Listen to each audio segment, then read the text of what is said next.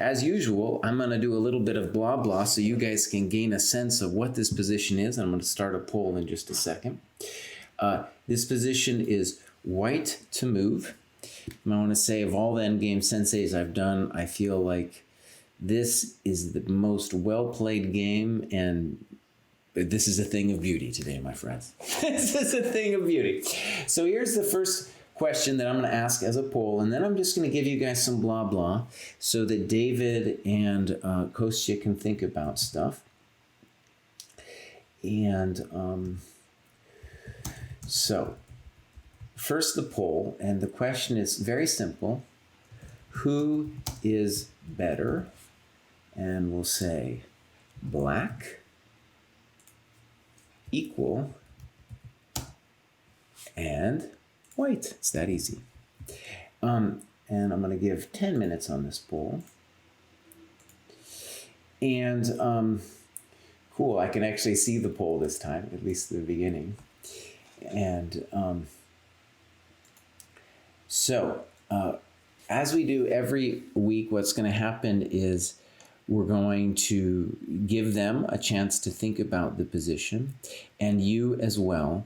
And one of the cool ways in which people can, let's say, play along with this exercise is you can not only vote who you think is better, but it's kind of a cool exercise to try to put it into words. One thing I noticed on our YouTube videos is a lot of people did this thing where they just paused it and then wrote down in the comment section what they felt about the position before, either I said anything or David and Kostya said anything.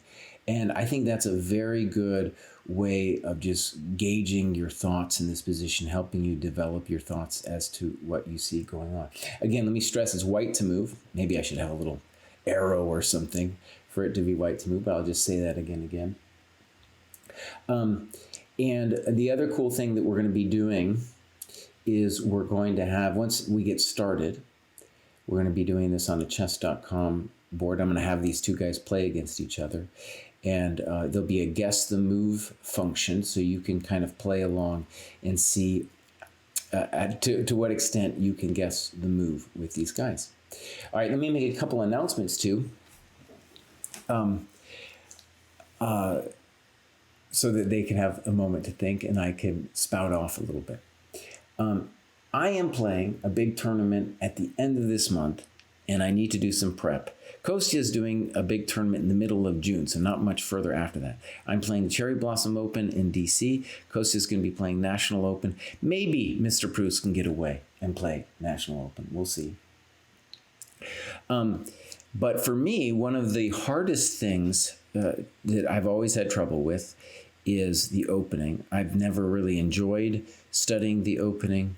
And the weakest part of my game is definitely memorizing stuff, or just memory in general. Anything with memory is going to be a bad moment for me.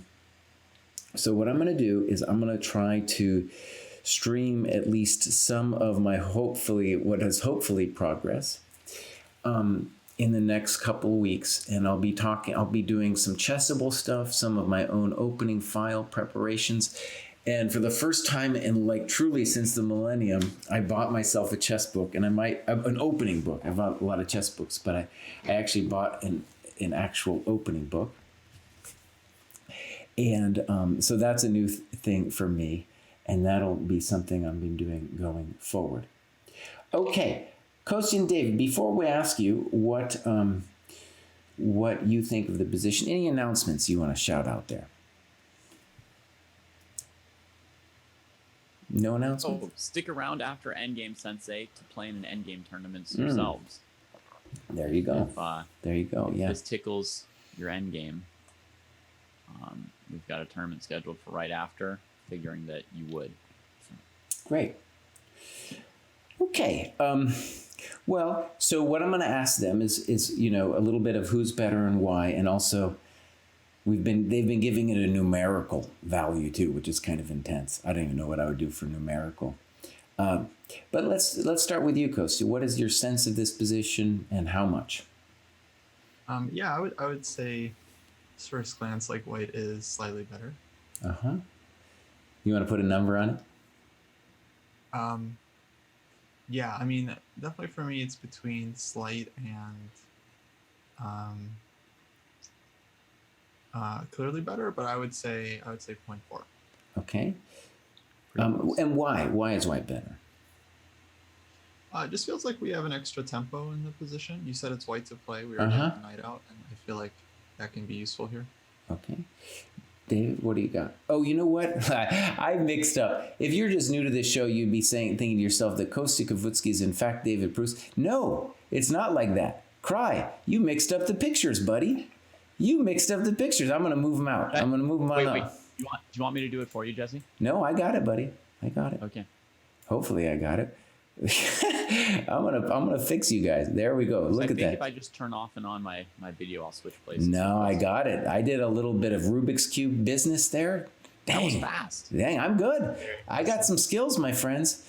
I might not be an OBS genius or GM, but I'm at about 1200. I'm at about 1200 level. Yeah. Okay, so David, what are your thoughts? What are your thoughts on this position? I think. Well, I mean, we don't have to like guess who's better because it's basically symmetrical. But with white having a knight on c3 instead of a knight on d8, which is a better square for the knight, and it's white's move. Mm-hmm. So I would say white's just a full 1.5 tempi ahead. In a medium openness of position, so it's basically just an advantage of 0.5. 0.5. Okay. Now, one of the things, when we go back to GM House days, me and David lived together along with Friedel, Vinay Bhatt, Sam Shanklin. Mr. Pruess has a way of talking about tempi that really disturbs my soul, and you heard it right there. 1.5 tempi. What the hell is he talking about? No one knows. No one knows, but I don't know. So I'm just going to say how I talk about tempi, and then he can explain his way, which I think is very dumb. I'm just going to call it dumb. It's not the dumbest thing he ever said, but it's close. So the thing about it is, like, to me, white is up very first. Let's just imagine the first position. He's up a tempo to begin the game. And I think Mr. Pruess is going to say he's up a half tempo, which I don't know why we're cutting it into parts when it's obviously like, there's no need to cut it. White's up a tempo to begin the game. Okay. But all right, let's not even give him a chance to defend his position. It's indefensible. All right. I'm going to get this thing started over here. And we're getting a little bit of time. And I'll talk a little bit once they go silent. I'll talk about what I see in this position. And actually, I'll introduce the game too, because we have a second before the voting is officially done. This game is Anderson Miles, 1981. Maybe one of the best endgames ever played. I'm going to go ahead and say it. It's genius level. This is next level genius. And I'm interested to see, by the way, one of the things that's interesting about this position to me personally is I gave it to several of my students in our lessons to just talk about it and see how they saw the position. And let me just say, I feel like if I had shown them a middle game position, they wouldn't have got as many moves wrong. And in this one, they got basically every move wrong. They got every move wrong. So we'll see how Mr. Pruess and Kostya go about it. I'm hoping at least the first couple moves are similar to the game, just so we get a similar feel. But I have no idea where this is going to go, of course. Okay, so let's get this party started. And I'm going to start it up. Are you guys on live chess? Yeah. Okay, great. So I have the magical power to start this up. And I'm going to give Mr. Pruess the white pieces because last week he was the one on the receiving end. How bad this position is. It's one of the reasons to talk about wanting to do this game. It's definitely a question of how bad it is. Okay, so we're going to go for 30-second increment. So again, I said this at the beginning of every show. What we're doing here is we are mimicking the experience we're all going to have in just a little bit with a tournament where we get to an end game. We don't have much time left, but we do have an epic 30 seconds to move. God, I just lost my thing here. All right, here we go. Great idea for a video, by the way, like the great tempo debate. The great tempo debate, yeah. Well, and also, I mean, just say also, we came to fisticuffs, not over that, but over who had the advantage in a lot of positions that involved tempi. So, for example, I exchanged Slav. Me and Vinay almost killed each other because I was like, of course White's better. He said, like, no, equal. You know, we talk about all these positions where White's up a tempo. And I'm like, dude, he's got a tempo. He's obviously better. And Vinay and others would be like, no, it's equal. Or then Friedel would have this really annoying way of talking where he would say, well, White might be better, but he can't prevent Black from equalizing. And I'm like, what are you talking about, you jerk? You jerk. What are you talking about? He's either better or he's not. What is this? Can't prevent himself from equalizing. All right, are you guys ready to go? Here we go, my friends. I really want to see that. I just want to see Doja's side. See you two, Friedel, you have an eye on the show. All right, here we go, guys. Bang. There they go. And they're going to stop talking. Audio here. And I'm going to take off my headset for a second. I don't need it anymore. All right, my friends.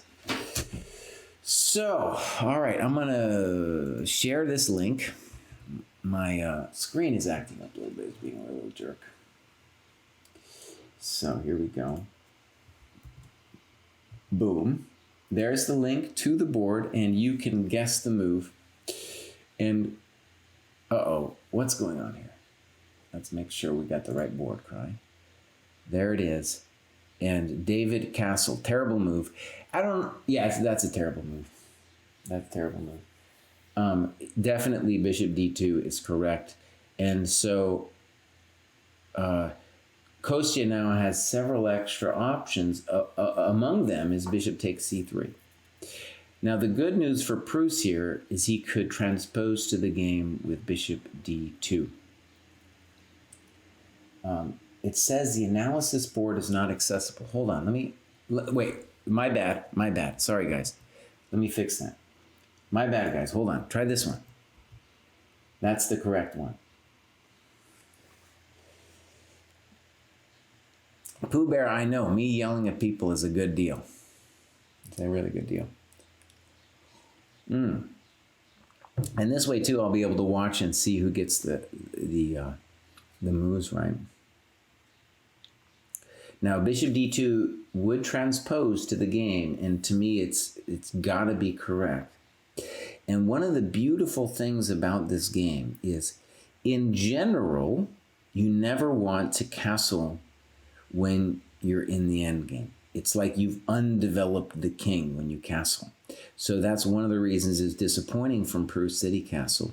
However, the deep truth about this game that's really fascinating is that if you imagine that Bishop C6 is Black's best move, then you're going to be ready to recapture on G2. And this is poor here from White. And so notice what he's doing is he's not fixing the bishop on C1. So Black has two moves that are interesting. Bishop C6 and Bishop takes C3. Bishop takes C3 is obviously controversial because you're giving White all the dark squares, but Black can play Rook C8 and Bishop C6, and Black might even say, hey, I'm just fine, dude. I'm just totally fine. Because he can play B6 and Knight B7. He can cover all those squares. Yeah. And, it's interesting, when you go, well, I'll show the game afterwards. And it's just a beautiful poem of a game. And like I said, my students were getting most of the moves wrong. When you see the moves played, you might be like, oh, yeah, this obvious.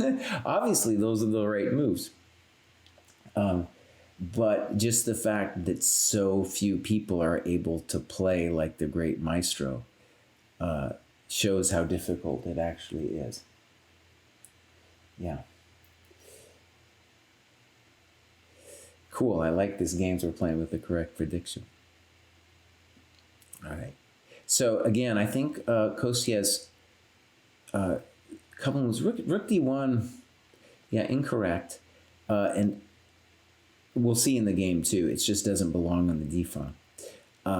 And here there's 3 moves that are interesting for Kostya. Bishop c6, rook c8, and the violent bishop takes c3. It might seem wrong to take on c3, but it really is a big structural problem for white. And we will, since we're going to get bishop c6 anyway, and rook c8, the dark square thing that David would have isn't that big of a deal.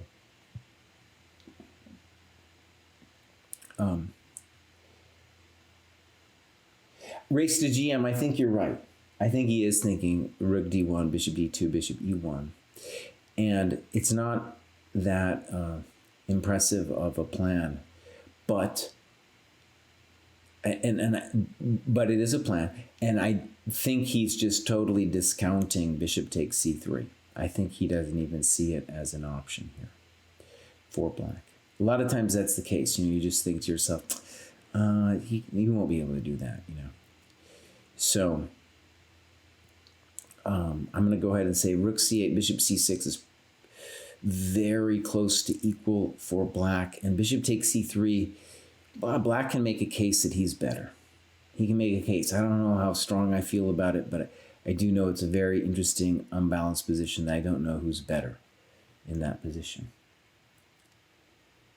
Yeah, you're probably right, Limitato. Holy smokes, a lot of stuff happened. That was some pre-move action. That was some pre-move action. All right, Coach, oh man, some people had the pre-move down. When I was doing my 2700 quest, I didn't learn to pre-move that good. That was some hairball pre-moving. That was the fastest in the West right there. That was some serious pre-moves.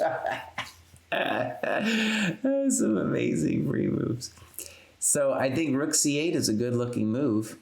Yeah, I like rook. Honestly, I don't know if black's better, but I think it's just an interesting position for him to play after rook c8. Yeah, rook c8, good move.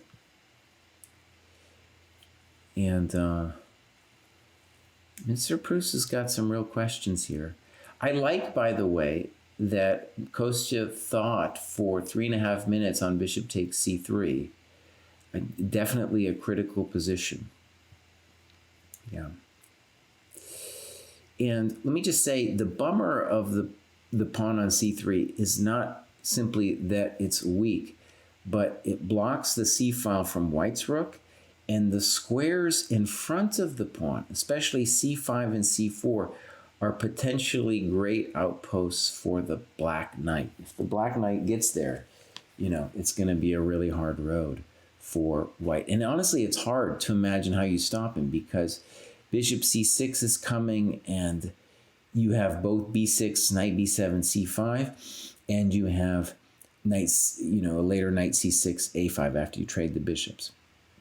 And the other thing that's cool about what Kostya's done is, well, I don't know how cool it is, but it's at least interesting, is that the king is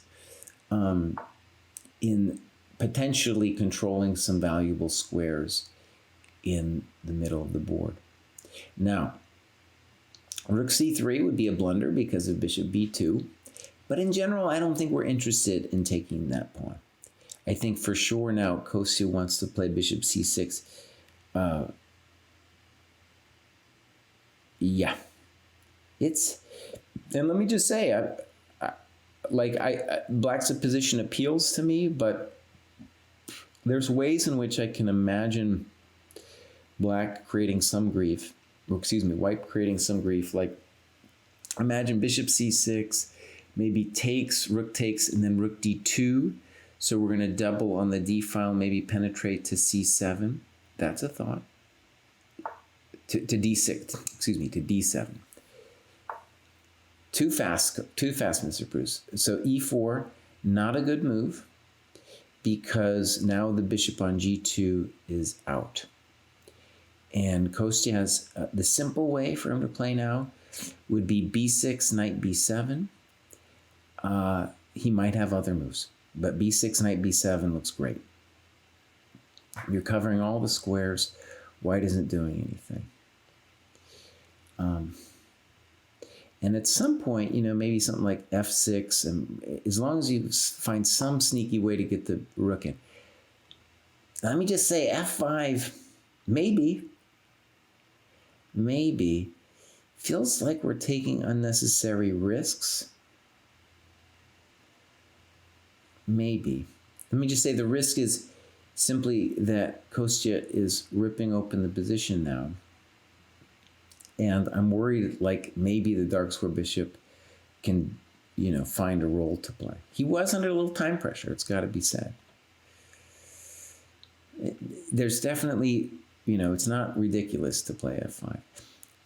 Well, okay, the part where it's controversial is that we're activating the bishop on g2. So we could imagine ef. I don't think we want to play ef, and then gf, and then it's a little hokey, little DM hokey right there.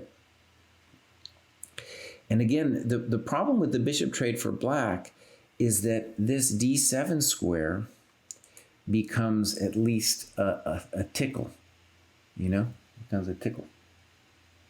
And rook d6 at some point will be more interesting for white because just of the e6 weakness.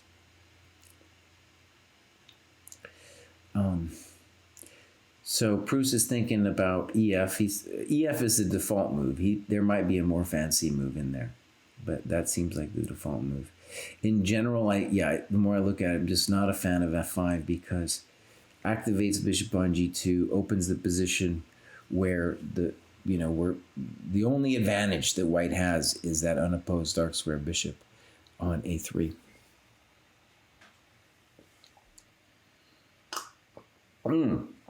Yeah, thank you for sharing the game, Sombrero. And if people are playing guess the move, I'm not seeing them play guess the move, so I'm wondering if I'm missing it. I'm sure somebody's playing. David looks unawake. David achieved freedom at the very last second from family life. He was almost not going to make it. We had to get busted out of prison. All right, I'm gonna share this again. Oh, you don't see how to play it. Oh, I think you just make a move on the board, right? Like if you were white, let me see. I'm gonna try to play it. Let's say if I play ef. Now what I don't like about it as a streamer is then I think I have to refresh it or something, right? In order to see if I become the best guesser or whatever. So we'll see if I'm the best guesser. Oh, thank you, Sombrero. Yeah, it's been a couple days. I've been figuring out my life partly. That was going on, but also trying to figure my training schedule. And I talked with the famous Mitch Fabian, and he's going to help me. He's going to be my opening sensei. And I'm going to try to stream some of this, some of the chessable work and opening work I'm doing.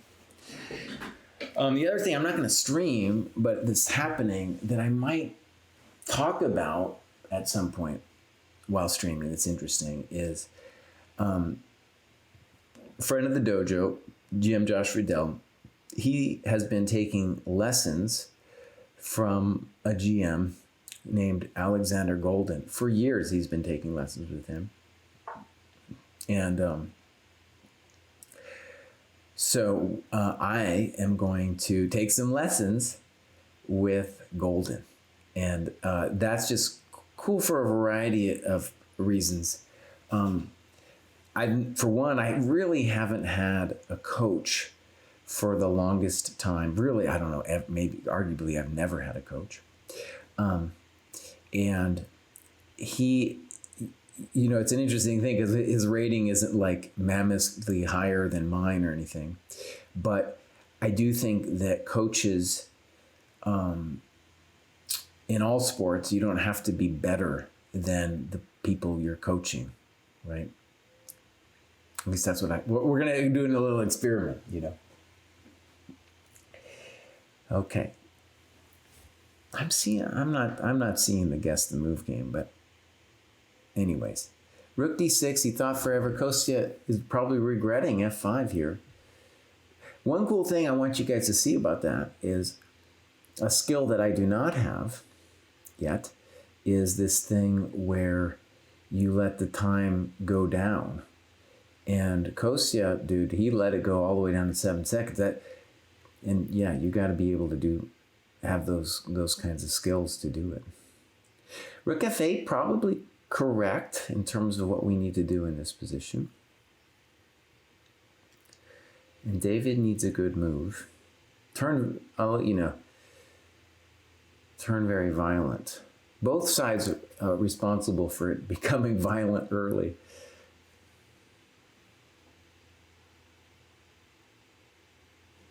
Here, let me post another link to the game. And Rook e1 was just playing.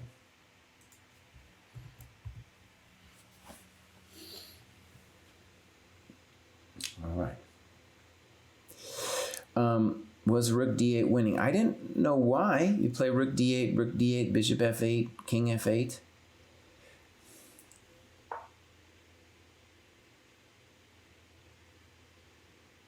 This is certainly exciting. This is exciting.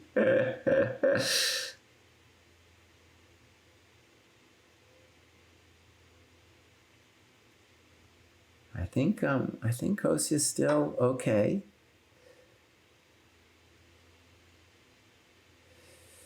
Mr. Pruess needs some kind of tickle into the position.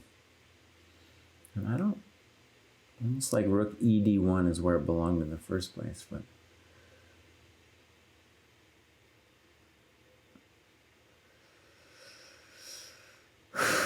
yeah, he needs a way to make grief.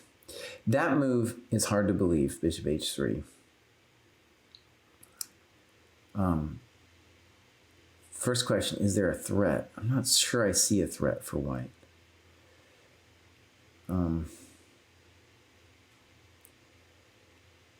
But it is true that Rook d7, I'm not even sure, Rook d7 might even be playable because you got Rook d7, it'd be very controversial, but Bishop f5, Rook d6, Bishop d6, King d7, and it looks like we're winning a piece.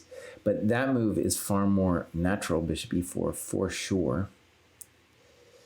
And David looks like he's in big trouble.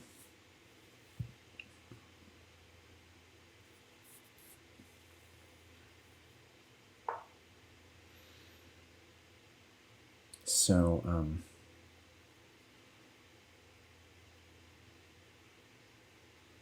yeah. What's nice for black is he always has Bishop b1 if he needs it. And Rook d7, good. Now I'm seeing the guessers. Great. Vako Zivuk is the top guesser so far. F3, yeah. I'm assuming Rook d6 here and then Bishop b1. And I think we got to say black is much better after that. Some might say even more than much better. Oh, pre-move in action. Pre-move in action.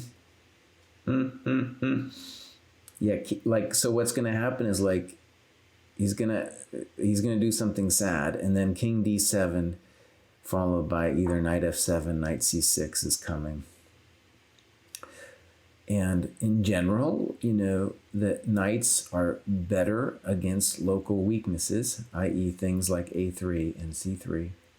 And the poor bishop on h3 isn't doing it.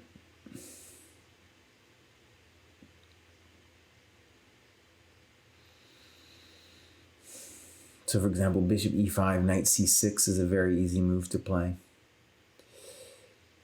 I don't know yet if black is winning, but it's looking hard, especially because the black king is better than the white king, and this goes to a lot of the heart of the mistake of the way Pruess played castles immediately. Yeah, I think it was controversial.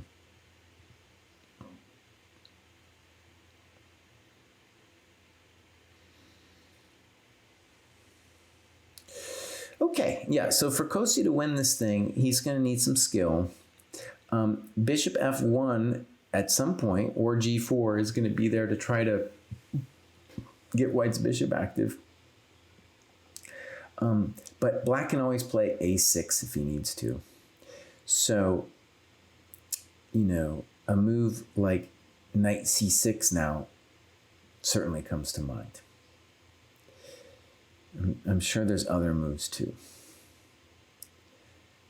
But like knight c6, bishop f1, a6, something like that seems reasonable. Also, yeah, something like that seems pretty reasonable.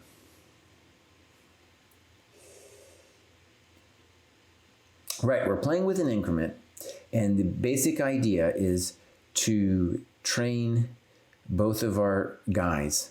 I need this kind of training too, to learning how to live off that 30-second increment. The top players in the world have been doing it for a couple years because the standard time control has evolved into 90 moves plus 30 seconds. But the rest of us, I'm speaking about myself here, aren't really prepared, you know, to be playing with the 30 seconds.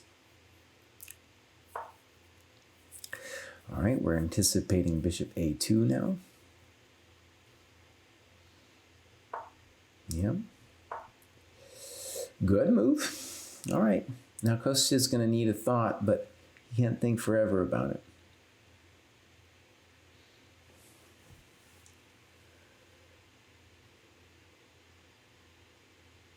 Maybe just FG, you know, just FG, thank you very much. You're not really going to crack me on the e6 square. And then continue on our merry way with the knight a5s of the world. Yeah, FG, very simple. Nice move. I like this top guessers game. I'm not getting, I don't know why, but chess.com doesn't really give me a good update on my top guessers game. I want to see more guessers. Give me more guessers, please. If you guys know a command to show me guessers, that would be cool. Good, knight e7, I like that move. Yeah. Black's king is better, pawn structure is better, bishop on h3 needs improvement. Definitely a position where I like the minors better than the bishops. It's funny, we'll see Kostya's opinion. Kostya is mad for bishops, you know? There's people who are cuckoo for Cocoa Puffs, and Kostya is mad for the bishops. Bishop d5, simple and strong, good.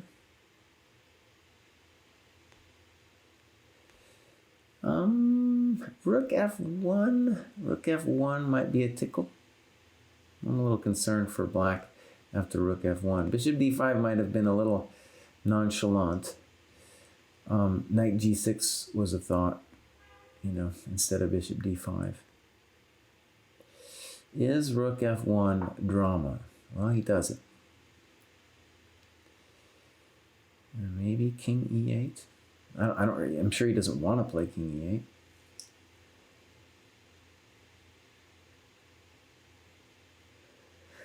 And let's say something obvious. A problem when you face the two bishops is that, you know, even if you're better at some point, the position tends to open and weird stuff like this starts to happen. And then you know, you might wind up in some real trouble.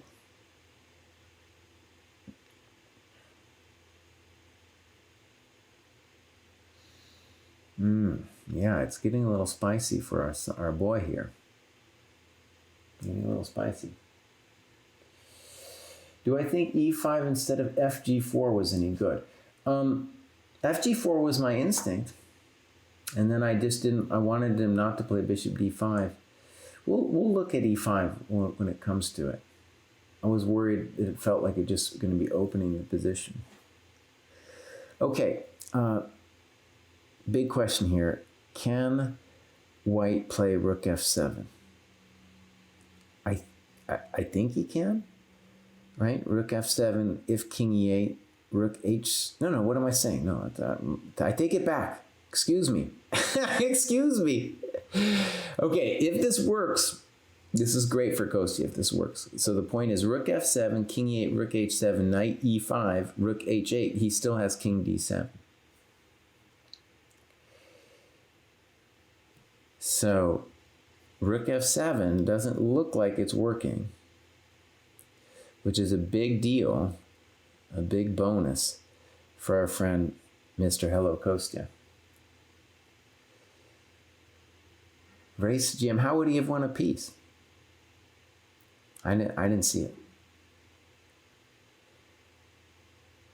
I didn't see how I was going to win a piece.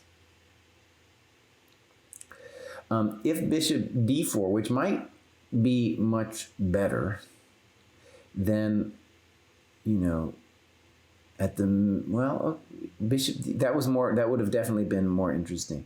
Yeah, I think bishop d4 now, I think, is what's going to happen, first of all. And white is still, I think, in the driver's seat. Oh, it's getting hot, though. Stuff is happening. Like, there's knight h4 stuff to worry about. But honestly, I don't see another chance for our friend. I guess he could play bishop g3, too. That's a thought. Yeah, spicy position. Bishop g3, bishop d4, both are interesting for him.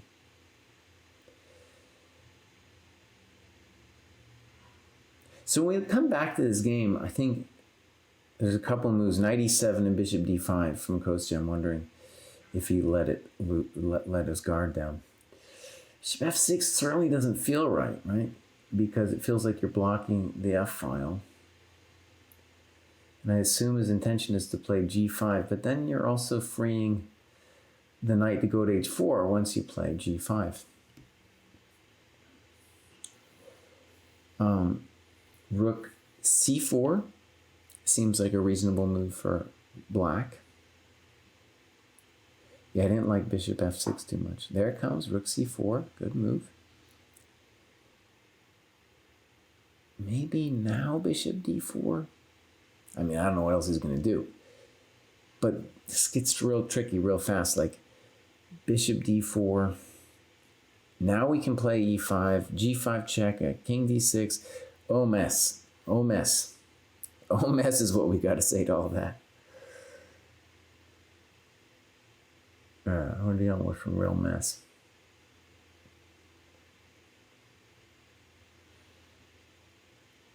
All right, I you know, intuitively I like black at this point, but it's a hairball situation. Look at him. Look at those guys. Look at those guys over there. Yeah, no, bishop d4, e5. Before we couldn't do it because g5 was at least gonna, well, I shouldn't say can't, but it would have become difficult because of g5 and the rook hanging on c8. But maybe we could have played bishop e6. Maybe. I'm going to stress maybe on that one because of all kinds of tricks. Vako Suvic is still winning the top guessers race. Son of a Nimzovich in close second. Nice. I gotta move my alert box, I think, over here, Kraai. You know? Where's your alert? Let's move the alert box so I can see properly when it happens. Nice, let's put it right there. Oh, I'm becoming a real wizard at this. All right, wizard, go back. There can only be one. That's right. Mr. Pruess is taking his time here. They've been pretty good sports, I want to say, both these guys. Like, I've been saying some cruel things. I've been saying some cruel things. And I'm going to say some cruel things. I'm going to try not to be too cruel. But, you know, I've said some cruel things in the past. And they've been good sports about it.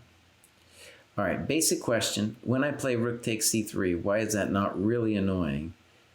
Hitting the h... Oh, I see. So here's Mr. Pruess's idea. If rook c3, he's going to say rook f7, king moves, rook takes h7, is going to hold on to his coconut on h3. That's his play. Knight e5 might be really annoying. e5 might be annoying. Nice. Ooh.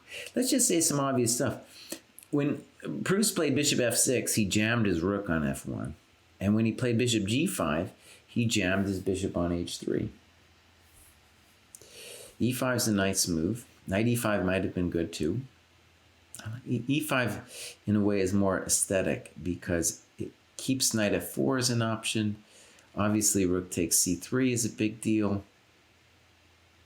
And the obvious thing is our king on d7 has continued to be better.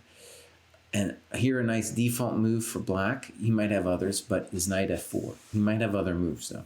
Knight f4 would really just shut down any joy that white has, I think. I think knight f4 would shut down any joy that white has in this position. And knight f4 is a joy shut downer. Oh, the game might still go on.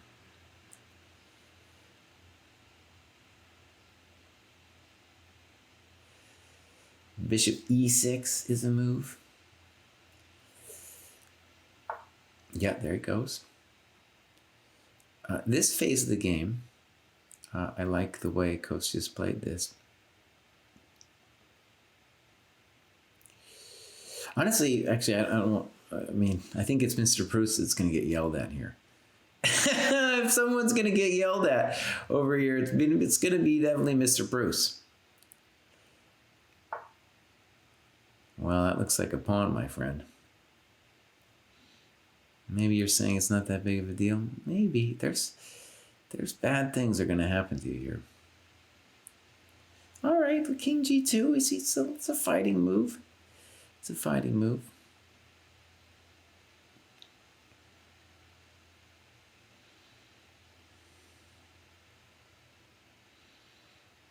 Mm-hmm. Okay, I have some sympathy with king g2. That's a Pruess. By the way, Pruess is really a fighter by training, by vocation. The guy's into fighting. Always has been a good fighter. Finding a move like king g2 under pressure. So now this knight f4 is not nearly as strong as it was a half a second ago. Is that true, Kraai? At least it doesn't feel as strong as it was a half a second ago. But honestly, yeah, it's still strong. It's still very unpleasant. Maybe rook d1, rook e1 is the fighter's path. Yeah, it's still hard. It's still a hard life.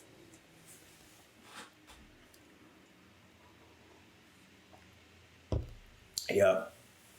Actually, let's just say that's pretty strong for white. I mean for black. That's just a very nice position. Something that chat might know that I don't know off the top of my head is what is the actual count, body count, the score in this thing. I remember one time Kostya got mated brutally. He got mated.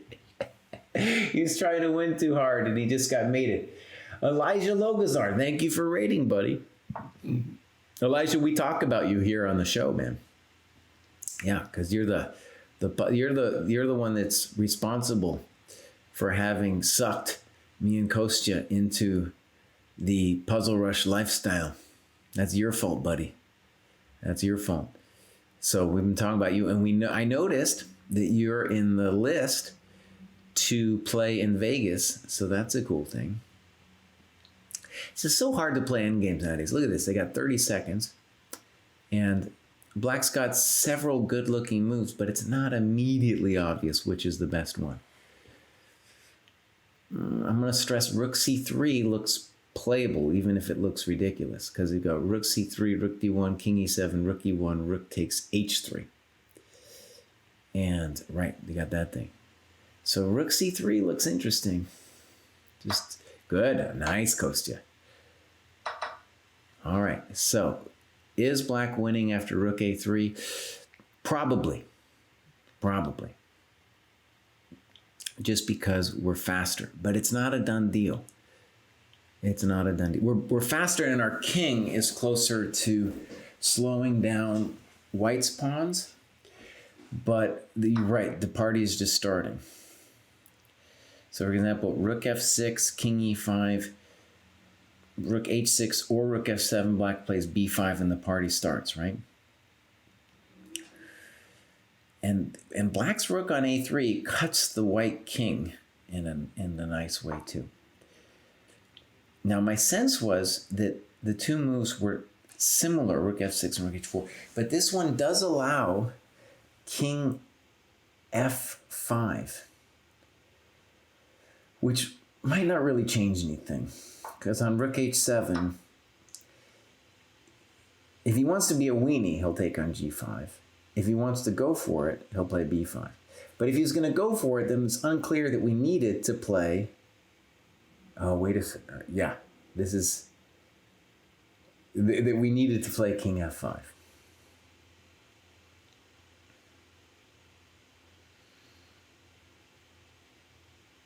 Maybe I should do a YouTube video on the game itself, because I just feel like it's such a beautiful game from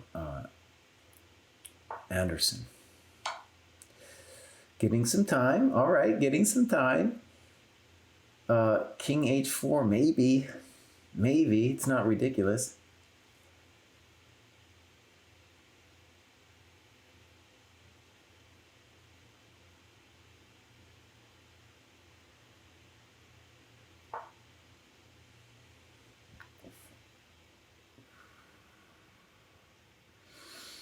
Looks like white has survived the brunt of this nasty. Now maybe it's not over yet. I'll take it back. So b5, and then white still isn't out of the waters completely. Is that true, Kraai? No. I don't know. b5, rook b7. He should be okay. He should be okay.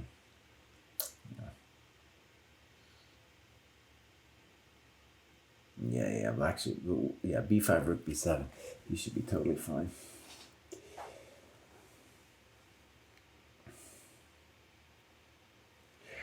What did Nordovich ask me?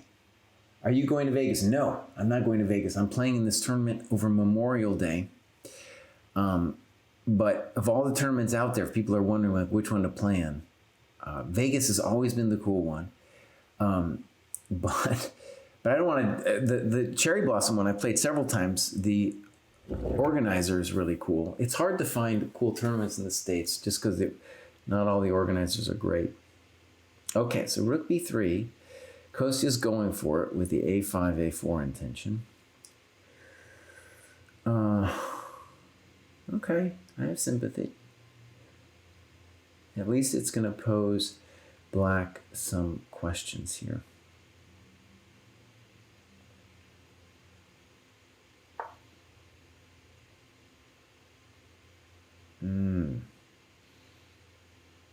This is going to get a little hot and heavy. So a5's coming, and if rook f6, king e5, and you still can't push, it's definitely getting a little hot. But yeah, it's hot for whom? Let's think it out. a5, rook f6 check, king e5, rook f8 exclam. Oh yeah, it's hot. This is hot. Denver tournament's really cool, Seth. I know the organizers really well, and I coached some of the kids from there. It's just a heartbreaking story about what's going on with Griffin. And I'd love to go back. I don't know if that's scheduled to happen in any way this year. I think it was in the spring of 2019. So I don't know. I haven't heard anything anyway about the Denver tournament. World Open, interesting. It's I don't really like the organizer or anything like that. I think Rook F8 is by all means the right move. Gotta be the right move. Puts the rook on the right square. Ooh. Maybe, in general, I don't like it though because I want the rook to be behind the pawn. This makes a certain amount of sense. Okay. I'm not going to complain. Kostya definitely blew this one, man.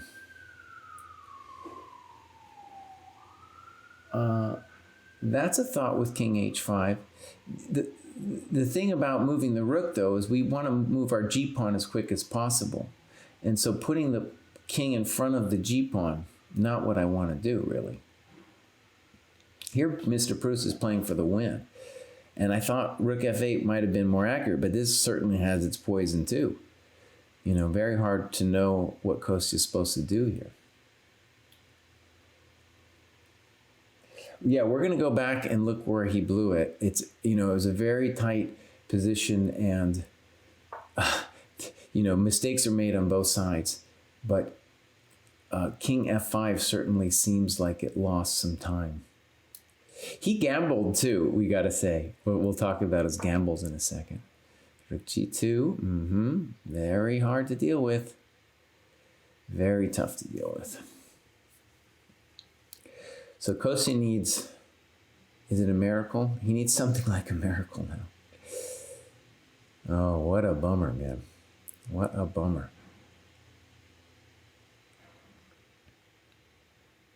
El Bummeroso is on the table, though. Yep.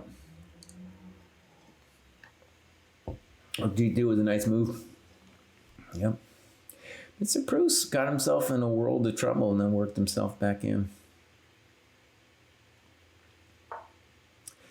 So, does Kostya have an idea after g6? That's our question. I don't see it as of yet, but he's got to do something. I was about to say maybe like g6, rook b6, and obviously white can just play king h5, but maybe g7 doesn't save him either, because rook h6, king g3, rook g6, king f2, and it's over.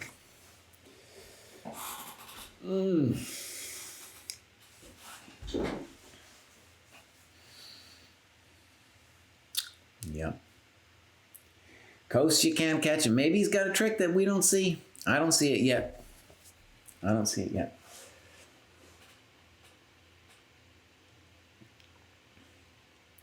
One thing that's hilarious now after my 2700 quest is now if I'm ever like playing an unrated game, it'll say Jesse Kraai 2708.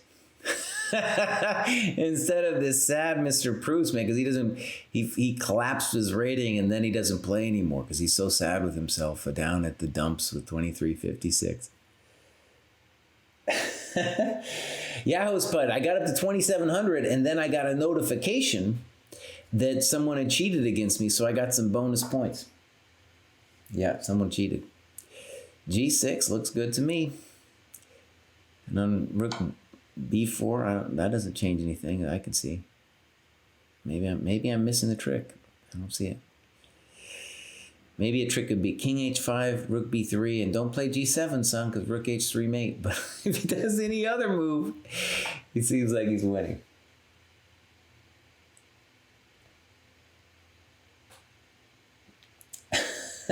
No, Diamogi, I love the 2708, man. I need that extra cushion. Just to prove I was there. He's going for the cheap trick, h4. Yeah, time to resign, Mr. Kostya. Maybe it's time for me to put in my headphones. These guys are going to resign in a second.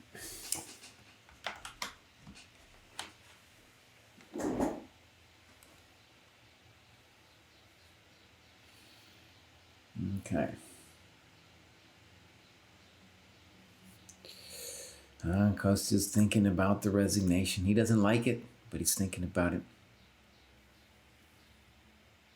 No more tricks, that's right.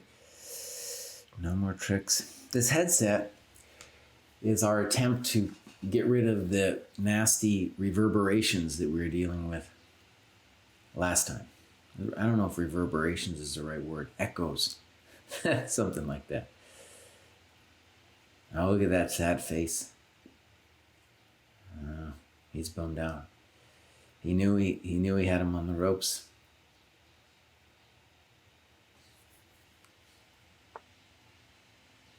Thank you, Steve North. My PhD was in philosophy. King F6. Well, G7 certainly looks like a good move. That's right, I'm Hegel himself.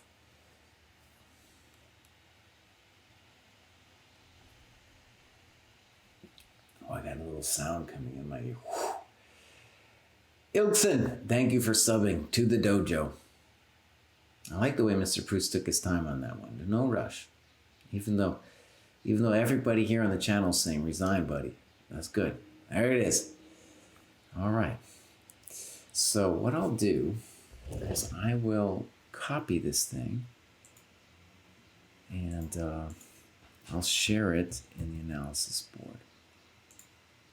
This one, let's do it right here.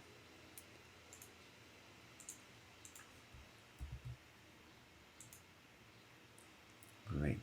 All right, are you guys there?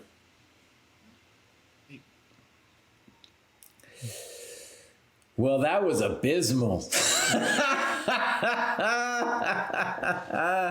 That was abysmal, man. I know. It's just part of the gimmick, my friends. It's just part of my shtick to be so cruel. People love it. I was going to explain to you, Jesse, why I played like that by telling you, see, the thing is I'm bad at chess. Uh-huh. That's my excuse for everything I did. Okay. Well, how about your first reactions in terms... let's start with you, David. What were some of the things you felt like you did wrong? Just off the top of your head. I mean, I didn't exactly know how everything went wrong, shall we say. Uh-huh. But I guess taking on F5 wasn't as strong as I thought it would be. I mean, the whole thing wasn't as... I don't know. Maybe I should have put my bishop on F1 instead of H3. Kostya, can you say something? People are saying maybe you're muted or something. He might have muted him. Oh, no, there he is. I just don't know what I was supposed to do, Jesse. Mm-hmm. I never got anything quite the way I wanted. I mean, I was unhappy to trade rooks, obviously. Like, I can tell you unfortunate things that happened to me. I can't explain why. Okay. Yeah. I mean, the rook trade was unfortunate. When the knight got out, there was one variation that was unfortunate for me, where I wanted to play like bishop d4, but then e5, g5 check, bishop e6, rook f7 check, knight e7, and I lose a piece. Mm-hmm. Okay. Well, so I'll tell you guys, I actually didn't say too much while we were watching because you guys kind of immediately went in strange ways. But so in my reading of this position, right, let's just say some obvious stuff. White is up 2 tempi because I got the knight out and because it's my move. It's a little clever of black to have the knight on d8 because it's touching b7. So it allows what in German... An invite still, actually, sorry. What's that? Oh, sorry, guys. Sorry. Sorry, let me invite these guys over here. Here's Kostya. And Mr. Pruess. Yeah, ChessDojo and Seth are right. So... Right, so white's up 2 tempi. Really, right on the edge. No, I was thinking about this during the game. I fully agree with White's up one move and has the half tempo that they started with. No, he's up 2 tempi. There's This no is such why you're not the opening Sensei, Jesse. There's no such thing as a half tempo. Why would you split it? Why would you split You're something? just calling it one tempo. It's the same thing. There's no You're saying reason. White is up one tempo at the start. Why are you splitting the tempi? There's no need to split the tempi. Because half the time White has the extra move, and half the time Black has caught up on that move. No, he's got the tempo. I don't know why you have to half things. I don't get this half stuff, man. I mean, that's like if an orange were cut in half and I was like, here's half an orange. You're like, it's an orange. Why do you have to half it? Exactly. White's up an orange at the beginning of the game. There's no reason to half it. All right, let's move on. So, by the way, you guys, I really think this game, I think maybe one thing I should even do is, instead of going through the game in depth now, maybe I should make a YouTube video about it, especially this one, because it's so deep. There's the level of play is so high. But let's start with this, Mr. Pruess. What are the 2 reasons why castles is controversial?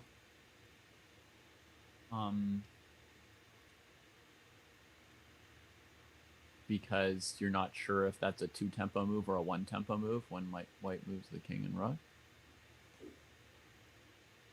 Well, the first thing in terms of tempi is that you arguably undeveloped your king, right? Okay, I guess it's controversial if someone's not clear on where this position lies between sort of like end game and middle game, right? Because it's kind of on the borderline of that as well. Well, or you could say, do you have a home on E2 or don't you? Right? But the next reason is what happens in the game where you're allowing bishop takes C3, which I definitely think Kostya was right, even if I disagreed with some of the stuff he later did. I think bishop takes C3 is definitely something you don't want to allow in this position.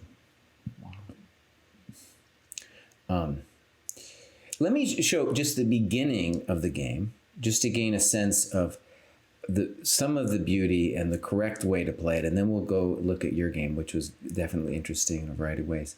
So bishop d2 is correct. Black castled. We can discuss bishop d7. The ultimate problem for black, though, is it's hard, very hard for him to put the king on e7 due to a later bishop b4.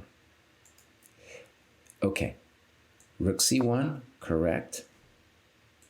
Bishop d7, and here's one of these moves that I think is just beautiful because it breaks the rules, and normally you do not want to play king, you don't want to castle, but the genius of white castling here is that since black is going to play bishop c6, we do not want to take and develop the knight.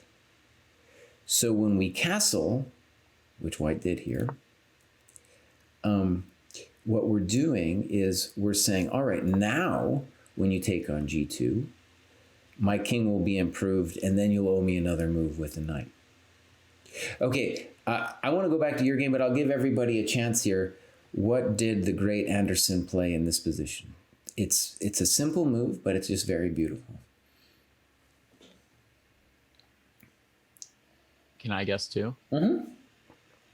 Okay, because I would have played e4 here, as you can probably tell from what you just saw, but I'm going to guess rook c2. Rook c2 is correct. e4 is killing your bishop on g2 and giving black the d4 square. I was obsessed with leaving the knight on d8, like the tempi of it all. Right. Yeah, rook c2, beautiful move because you get ready to double, you control b2, so it does two things at once. Let's show a couple more moves of the game.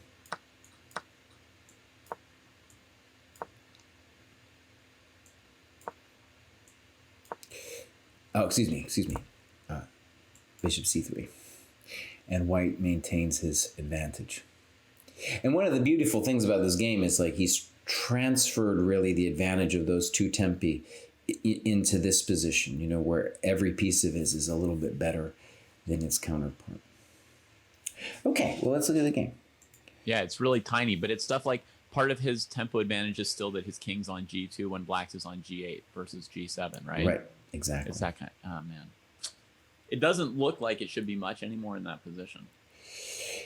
So here's an interesting question. I think one thing is maybe a gamesmanship from Kostya is that if you think your opponent's not going to play bishop d2, then you definitely want to play bishop d7. Why not? Why not play it? Arguably, bishop takes c3 immediately is correct. Okay. I was definitely not going to defend with bishop d2. Yeah, that's so funny. So, yeah, I have a confession. So I thought this was the game where Miles played like knight c6, and then Anderson took on c6. Because he won an endgame like that, like a very famous one. That's true. There's a different variation in English, yeah. So, see, I thought this was that game, and I remember from, like, I think I read in, like, Endgame Strategy, I remember in their notes that they were saying, like, had white allowed this one, black would have taken it. So that was kind of my thinking, like... Right, yeah. This is the Shereshevsky approach. But, yeah, I didn't know how to follow up. I mean, I just, like, I had no idea how to set up the position from there. Well, I think one of the things that I said on stream that I'll kind of stand by is, like, if you play, let's say bishop d, if you kind of don't take on c3, white can still argue that he's a touch better, right? And in particular, after bishop d7, bishop d2, we're going to transpose back to the game if he plays bishop d2, right? As long as white finds rook c1 next. But if you don't, then you want to play bishop takes c3. And what I wanted to say is that I'm not certain like white's like worse or anything there, but it's just that now all of a sudden black has something tangible to play for, and because the c pawn really, it's not just that it's a weak pawn, but it just gets in the way of like white's c file. What black's knight can get cool squares like c5 and c4. Right, and I'm sure you saw all that when you took, right? Yeah. So I thought that was all well done, and let me say this: one of the cool things I like about the rook c2 move, let me see if I go up here a second, is that I think a lot of players, maybe including myself, would just casually play rook fd1 here, and maybe bishop e1, and it's so toothless when you do it that way. Because black will have time to play bishop g2, knight c6, and rook fd8, and then you're like, well, then there's not much. So that was the other problem I felt with rook d1 here, because it's not totally clear it wants to be there. Okay, e4.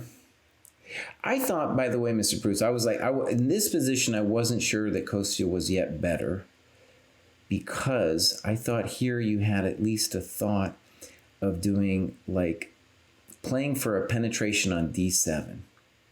Right, that's what I was aiming for. Well, but if you're going to do it, you want to leave the bishops, possibly get traded. Oh, you would just play rook d3, huh? Rook d3 or rook d2. He can't take on. I don't think he ever wants to take on c3. Right. And then I wasn't 100% on this for Kostya.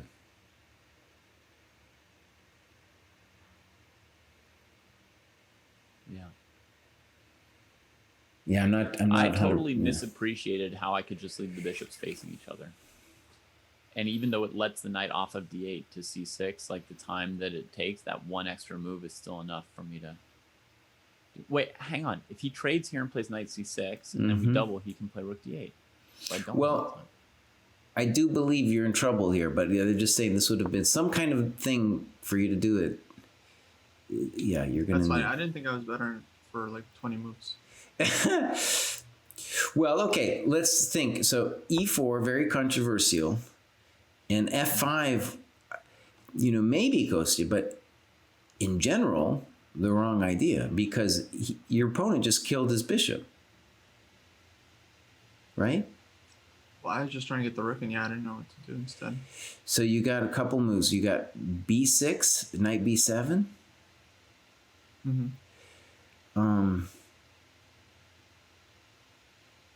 Maybe bishop a4 as well. I don't know about bishop a4. You would think about the more the b6 for sure. Because that's the standard thing you do when if you get a knight to either c5 or c4, you're golden, right? Jesse, can I ask you about one other idea, like a move before? Mm-hmm. On the move I played bishop e3. You're probably gonna hate it, but can I just still ask your opinion? I'd like to maybe play e4 on move 4 in order to put the bishop on g5. Okay. So, what's the thought? Yeah. What this is at least going to encourage, right, is Kostya playing f6, right? Yeah.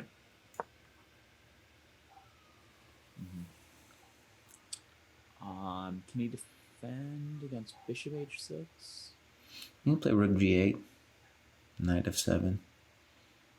You're gonna play rook g8, huh? Oh yeah.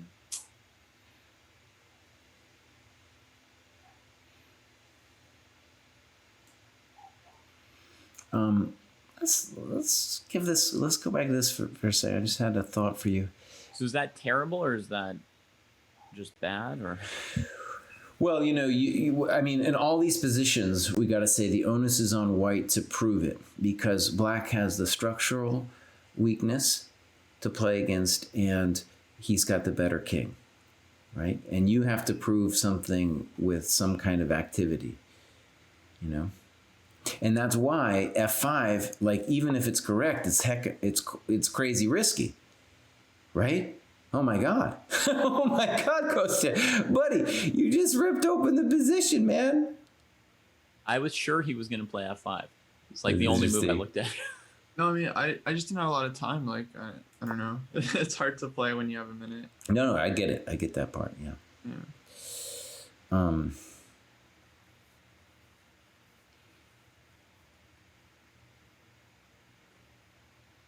Yeah, I assume, I don't know. I assume black's better after b6.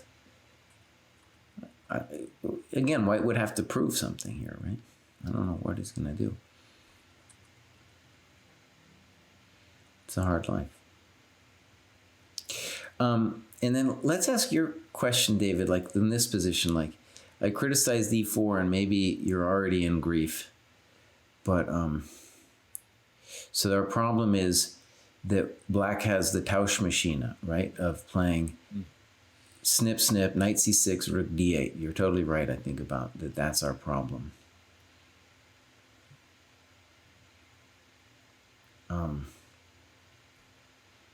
Maybe if I can get you to play b6 and then do it, then you still will be able to play rook d8, though.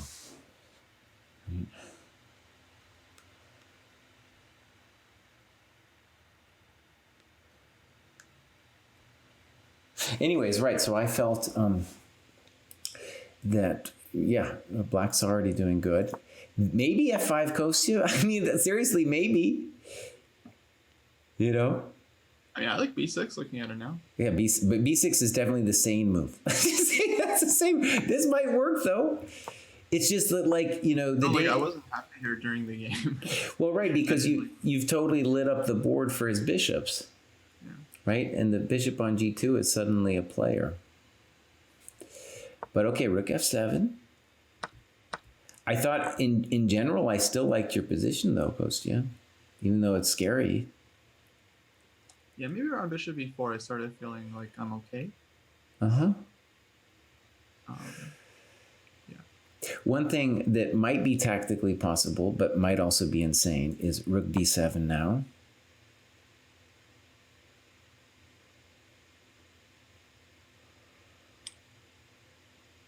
Oh, yeah. Right? Mm-hmm. Can't white take on f5 and then take king d7, bishop a3? Oh, nice move, buddy. There you go. There you go. That's a good move. See, that's the kind of crazy thing I was worried about. Yeah, nice move. Yeah, that's right. That's the kind of thing. Well, right, and so that's the thing. Like, even if the computer said that this f5 thing was correct, like that's the kind of thing you're setting yourself up for, right? I did feel you were better here. I like that. All this seemed better. Hard to imagine that's wrong. You have other moves here besides knight c6. Well, let's just imagine it's correct. g4, good move. And I think somebody here was saying they wanted e5 here. Yeah, I think somebody in chat wanted e5, and I promised to look at it. So let's just consider, I have to say I don't get it immediately. So if I play e5, you just take the thing, right?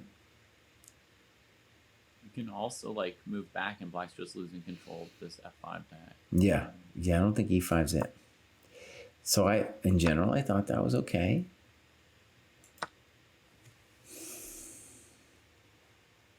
Maybe I should have taken with my bishop. I never, like, it got stuck on h3. Honestly, I was expecting bishop takes. I was too, but it grew on me in terms of a practical way to try to open the position. Now, here's where Kostya needs a good away move. From here that I got pretty hopeless. Yeah, here's where Kostya needs, So maybe Kostya's next two moves we can debate, because it's definitely an improvement for White's position, as is obvious in hindsight, if the bishop gets to e5, right? I thought moves that got really bad for me. Well, I thought, okay, let's look at it ahead then. I must have missed some better move from me somewhere. I'm uncertain about bishop d5. And then, okay, so in this position, I was like, I don't know what's happening anymore, because your bishops are so strong. Bishop f6 did not appeal because you're jamming the rook. And like, couldn't you claim even that White's better after bishop d4? Well, at the minimum, I can take that pawn. And then the knight takes? The knight takes? No, this one. Oh, that one there? Okay. This guy here. Oh, then there's, yeah. I don't know. Wait, let's think about it for half a second. So, I think my plan was to take on c3. Okay. So it'd be like g5, bishop e6. Now I think I lose a piece, but maybe I missed something. Well, I right. suppose I could rook check and save my bishop to a7. That's playable. I don't know what's that. This is at the minimum, White's doing okay, right? At the minimum. I got rook f7 check. I calculated rook f7, knight e7, and then I resigned. I mean, the game could conceivably go on like this, but no. Not king d6, knight e7. Okay, but here at minimum, I got bishop e6, rook f6, and bishop a7, right? Yeah. Yeah, that's what I didn't realize I could bail out. Okay, so one question in chat. This is how I messed up my game, was on this move. Bishop, well, it doesn't look correct to play bishop f6, right? The other move you could have thought of was bishop g3, just dominating the knight and saying that that's a thing. But bishop f6 didn't look right because you're jamming the rook. Wait, people are saying we missed something? That bishop was trapped on move 15? Let's look. They were saying giving us rook e2. Rook e2 here. On move 15. One move earlier. Oh, maybe. What? That's very subtle if that works. I'm not 100% yet. I don't quite get it yet, but so it's true that rook b2 is a threat. We got to say that. Yeah. e2, rook e2. So rook e2 like vaguely touched my mind for a second as like, is this a candidate move? And I was like, it couldn't be. It's too weird. This might work. Yeah. Bail out or something. No, rook e2 might be a really sweet move. I'm still not 100% on this, but it's true that it's true that it's a mess. Okay, good. No, rook e2 is a nice move. Yeah. At the bare minimum, we're giving him the business. Yeah. So So this was means so complicated. So this means that knight c6 is debatable. Yeah. And, you know, you don't really want to play bishop a2 too soon because, you know, you're going to encourage g4.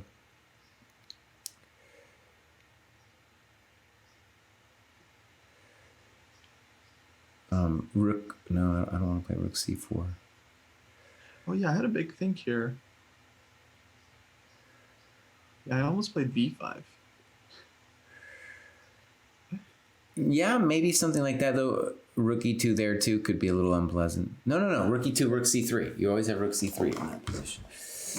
Yeah, the problem was rook e1 and then rook d1 check. One cool thing about the knight staying on d8, though, is it does cover all your coconuts. You know? Does cover all the coconuts. But I thought I'd be receiving like 10 lashes for every move that my knight's on d8. Well, honestly, I want to say, I'll just admit, I didn't, you know, my little ears didn't perk up on knight c6 about that maybe your bishop was toast. And it looks like it's you know, for that reason, it's like a study like entrapment of the bishop. Cool. Well, okay, so one of the final questions I want to get to, the chat asked me, and I have for myself too, is, so bishop f6, so this is the start of the trend where it goes wrong for David, it seemed. That seemed okay. Now, bishop g5 didn't feel right either because they're jamming the bishop on h3 now. Mm-hmm. But let's just see how this went down. So, first of all, there's two moves for Kostya here. There's knight e5 and e5. My first... e5 I definitely wasn't sure about. That's good. Honestly, your positions still look great. I mean, knight e5, maybe you're just crushing immediately. I don't know. It looks pretty strong. But let's look at e5. Bishop d2. And here, Kostya, I was thinking knight f4 would be strong for you. Mm-hmm. But your move, at least on the surface, I was like, well, if anybody's giving the business, it's Kostya here. Oh, yeah. So I thought, Pruess, I give you a hard time on this show. I want to say from here on out, you posed all the right questions, you know, just on a practical level. So that was great, man. It's completely outplayed me in the rook endgame. I mean, okay, I realized like I should be playing for the win, of course. So it seemed like you tried to play for the win for one move and then changed your mind one move later. No, I was well, like when you chose not to trade the G pawn for the B pawn, I was like, he wants to win. And then like one move later, I was like, oh, he doesn't like it. Mm. Yeah, no, I thought I was better until rook h. Oh, also I just missed that your king can come with the board. Yeah, I was just trying to repeat the position, so I would just to gain time. Then I realized I didn't realize your king can just come up. So it's just. And then here, I don't know. At this point, I think I was, well, I didn't see how to make a draw here. So I was just trying to find the best move. Mm. Well, let's go back to this position here. The best move here would probably be b5. I still thought was okay for me. You mean after king h4? Or something? Yeah, I think b5 could still avoid. But then isn't rook b7 a hard life?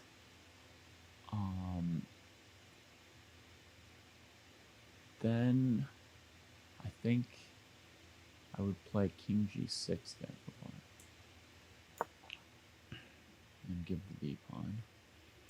It's a hard life. Check on the fourth one. Oh, you're saying it's not a hard life. Maybe it is. Maybe you're right. Maybe it's not a hard life. Good. Okay.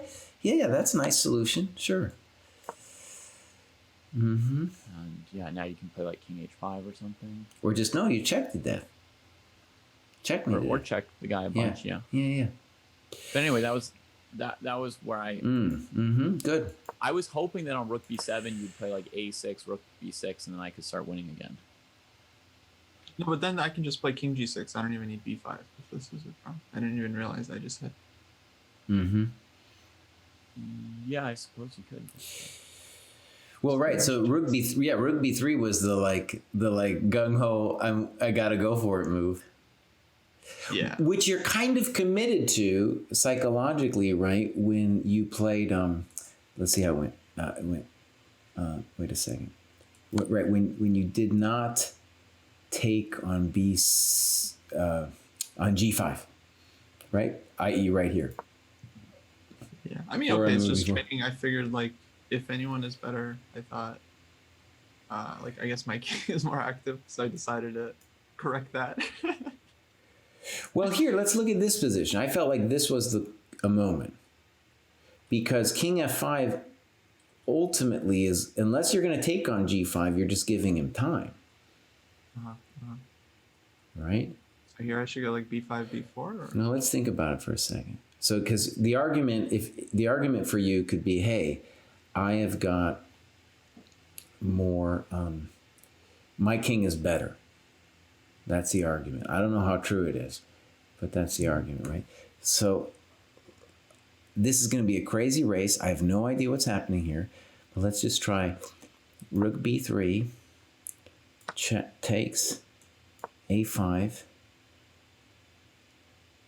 I think white. It's hard for me to believe that white's going to lose this thing. I got to say, but I actually,